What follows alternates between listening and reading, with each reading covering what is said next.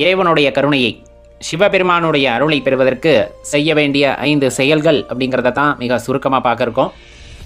ரொம்ப முக்கியமானது, தன்னை போன்று பிறரையும் நேசிக்க வேண்டும், பிற உயிர்களிடத்தும் தன்னை காண வேண்டும், எல்லா உயிர்களிலும் இறைவனை காண வேண்டும். அந்த அற்புதமான குணத்தை பெற்றுவிட்டால் இறைவன் நம்மை நேசிப்பார் அப்படிங்கிறத தெளிவாக தெரிஞ்சுக்கணும். அவருடைய அருளை எளிதில் பெற்றுவிடலாம். அவருடைய அருளை பெற்றவர்களுக்கு தான் அந்த குணம் வரும், தெளிவாக தெரிஞ்சுக்கலாம். அதன் பிறகு அவருடைய 5 எழுத்தினை சிவாய நம அப்படிங்கிற அந்த மந்திரத்தை எப்பொழுதுமே ஜபித்து கொண்டிருத்தல் அப்படிங்கிறது ரொம்பவே அவசியமானதாக இருக்கும்.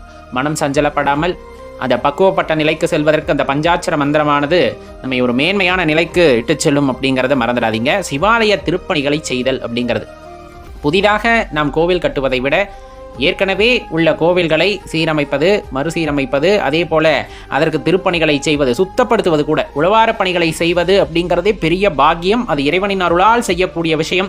அதை செய்தால் இறைவனின் அருள் கட்டாயமாக பூரணமாக கிடைக்கும் அப்படிங்கிறத தெளிவாக தெரிந்து கொள்வதுடன், சிவபெருமானுடைய அருமை பெருமைகளை, அவருடைய திருப்புகழனை எப்பொழுதுமே பேசி ஆடி பாடி மகிழ வேண்டும். அதுதான் நம் மனதிற்குள்ளே ஒரு உற்சாகத்தை ஏற்படுத்தும். அவரின் மீது அது ஒரு அளவில்லா அன்பை ஏற்படுத்திவிடும்.